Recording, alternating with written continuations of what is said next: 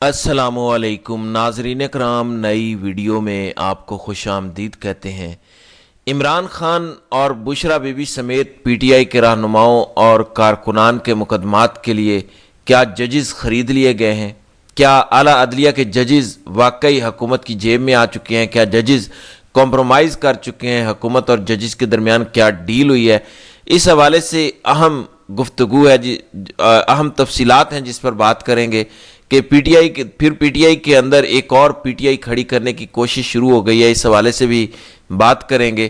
پھر خیبر پختونخوا میں حکومت اور اسٹیبلشمنٹ کے پاس آپشن ختم ہو چکے ہیں۔ آپشن ختم ہونے کے بعد جبکہ ابھی لڑائی کا آغاز بھی نہیں ہوا، اس بڑی لڑائی کے آغاز سے پہلے اسٹیبلشمنٹ کا سارا گولہ بارود کیسے ختم ہوا ہے، اس پر بات کریں گے۔ خیبر پختونخوا میں کیا صورتحال ہے، شکست کو فیس سیونگ میں کیسے بدلنے کی کوشش کی جا رہی ہے۔ پھر حکومت نے ایک بار پھر عمران خان اور ان کی اہلیہ بشرا بی بی کو ایک نئی آفر پیش کی ہے، وہ آفر کیا ہے، اس حوالے سے بھی اس ویڈیو میں بات کریں گے۔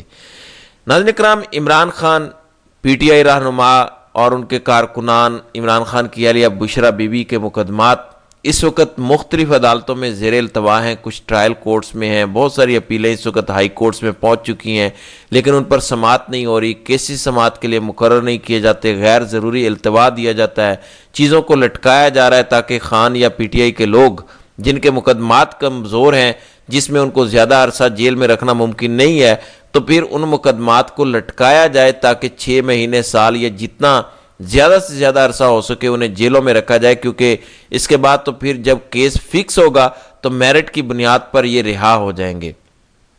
اب خان کے بھی بہت سارے مقدمات آپ کو پتہ ہے ہائی کورٹس کے فورم پر ہیں، 3 مقدمات ایسے ہیں جو اسلام آباد ہائی کورٹ میں ہیں۔ ویسے تو دیکھا جائے سال 2022 کے جو کیسز ہیں، جن میں فارن فنڈنگ کیس، توشہ خانہ کیس اور بہت سارے اسلام آباد ہائی کورٹ میں پینڈنگ کیسز ہیں، لیکن ان پر سماعت نہیں ہو رہی۔ دوسری جانب معاملہ یہ بن رہا ہے کہ وفاقی حکومت اب ججز خریدنے کی بات کر رہی ہے۔ ججز کیسے خریدے جائیں گے، کیسے خریدے گئے ہیں اور آنے والے دنوں میں کیا ہوگا، اس حوالے سے وفاقی حکومت کی جانب سے خان اور بشرا بی بی کے فیصلوں میں، ان کے جو مقدمات میں متوقع فیصلے ہیں، ان پر ایک اندیا دیا گیا ہے وفاقی حکومت کی جانب سے۔ خاص طور پر خان اور بشرا بی بی کے خلاف 190 ملین پاؤنڈ کیس میں سزا برقرار رکھنے کا اشارہ دیا گیا ہے وفاقی وزیر طارق فضل چودھری کی جانب سے۔ وہ کہتے ہیں کہ خان حکومت کی تحویل میں نہیں ہے اور اعلیٰ عدالتوں میں عمران خان کی سزا برقرار رہے گی۔ پہلے یہ کلپ سنیں، پھر اس پر مزید بات کرتے ہیں۔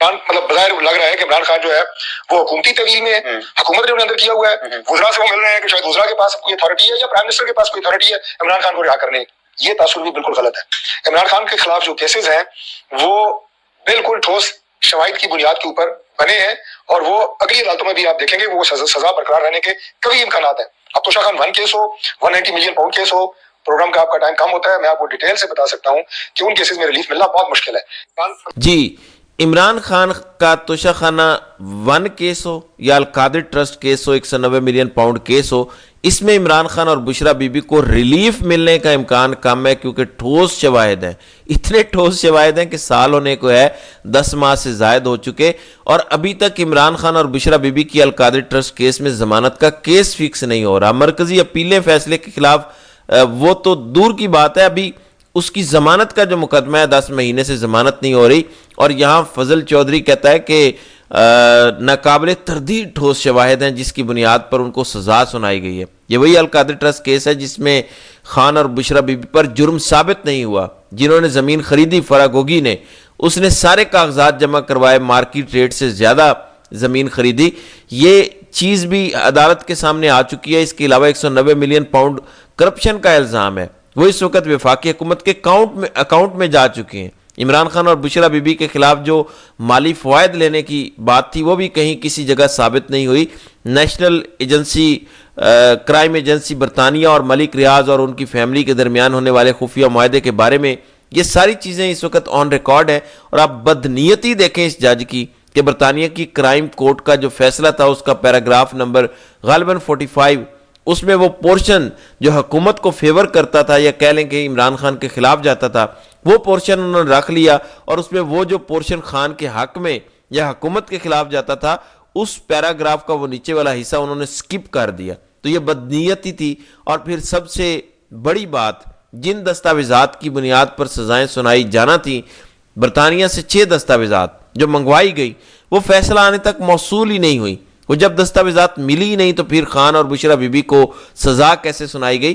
اور سب سے بڑی بات، اگر اتنا ٹھوس اور مضبوط کیس تھا تو خان کی صرف ضمانت کا کیس 10 ماہ سے کیوں لٹکا رکھا ہے؟ آپ جلدی جلدی کیس لگاتے، ترجیح بنیادوں پر کیس سنتے۔ اب ڈوگر صاحب کو بھی آپ لاہور ہائی کورٹ سے امپورٹ کر کے لائے ہیں۔ سپریم کورٹ میں بھی آپ کے آئینی ترمیم والے ججز بیٹھے ہیں جو حکومت کے حق میں فیصلہ دیتے ہیں، جن کو جو حکومت اور اسٹیبلشمنٹ کے حامی ارکان جوڈیشل کمیشن کے ذریعے اپوائنٹ کرتے ہیں۔ تو سوال یہ پیدا ہوتا ہے کہ پھر حکومت تاخیر کیوں کر رہی ہے؟ اس کا مطلب یہ ہے کہ یہ تاثر دینے کی کوشش ہو رہی ہے کہ خان اور بشرا بی بی کی رہائی ممکن نہیں ہے، اور 26ویں آئینی ترمیم کے بعد خاص طور پر وفاقی وزیر ٹی وی پر بیٹھ کر یہ کہے کہ یہ سزائیں برقرار رہنے کا کبھی امکان ہے، تو ان کو کس نے یقین دہانی کرائی؟ کیا ججوں کا اور حکومت کا آپس میں رابطہ ہے؟ کیا کوئی نیکسس بنا ہوا ہے؟ کیا ہائی کورٹ اور سپریم کورٹ کی کمیونیکیشن ہوتی ہے؟ یہ ایک دوسرے کو فیصلے اور کیسز بتاتے ہیں کہ آج ہم نے یہ کیس لگانا ہے، ہم نے یہ فیصلہ کرنا ہے؟ کیا من پسند کیسز لگا کے من پسند فیصلے لیے جا رہے ہیں؟ کون کون سے ججز ہیں جن کے بارے میں حکومت کو یقین ہے کہ یہ ججز عمران خان اور بشرا بی بی کے خلاف فیصلے دیں گے؟ مین اگر دیکھا جائے تو توشہ خانہ 1 اور Al-Qadir trust case 190 million pound case Islamabad high court میں پینڈنگ پڑے ہیں، اور کیس کون سن رہا ہے؟ سرفراز ڈوگر کی سربراہی میں 2 رکنی بینچ۔ مطلب واضح ہے کہ کیا ڈوگر کمپرومائزڈ ہے، حکومت کے ساتھ رابطوں میں ہے؟ خان کو سزا دینے کے حوالے سے کیا انہوں نے حکومت کو یقین دہانی کروائی ہے؟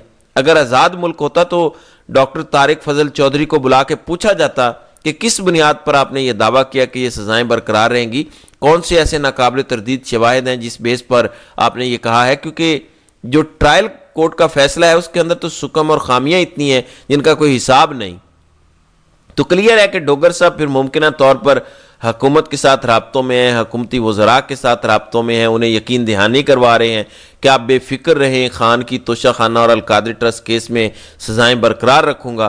اور ڈوگر صاحب کو میرا نہیں خیال کہ کوئی بہت زیادہ کریڈیبلٹی یا اپنی ساکھ کی فکر ہے، کیونکہ اگر ایسا ہوتا تو وہ خود کو غیر جانبدار ثابت کرنے کی کوشش ہی کرتے۔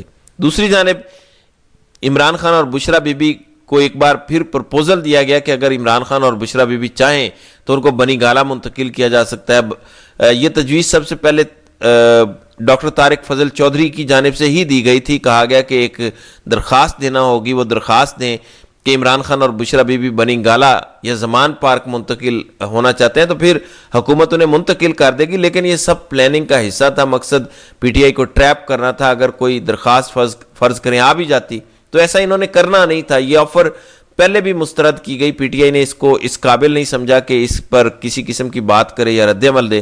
پھر ہماری اسٹیبلشمنٹ کے پاس خیبر پختونخوا میں آپشنز ختم ہو چکے ہیں، ابھی بڑی لڑائی شروع نہیں ہوئی۔ ابھی تو پی ٹی آئی نے خیبر پختونخوا میں صرف ایک پریس کانفرنس کی ہے، جس کے بعد نون لیگ کا قبلہ درست ہو گیا۔ دوسری جانب اسٹیبلشمنٹ بھی پس پردہ معاملات کو سلجھانے کی کوشش کر رہی ہے۔ Corps commander Peshawar lieutenant general Umar Ahmed Bukhari کی 3 ملاقاتیں خفیہ ہو چکی ہیں سہیل آفریدی سے۔ مطلب صاف ہے کہ ہماری اسٹیبلشمنٹ خود سہیل آفریدی کے ساتھ معاملات سلجھانا چاہتی ہے، ٹکراؤ نہیں چاہتی۔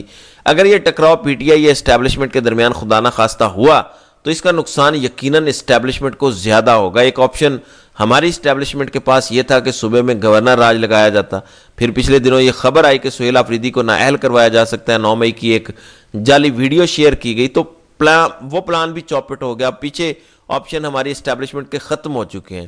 نئی اصل لڑائی شروع ہی نہیں ہوئی اور اسٹیبلشمنٹ کا گولہ بارود اگر ختم ہو رہا ہے تو اس کا مطلب ہے کہ اسٹیبلشمنٹ کمزور ہو رہی ہے، ان کے مقابلہ کرنے کی طاقت اور صلاحیت میں کمی واقع ہو رہی ہے۔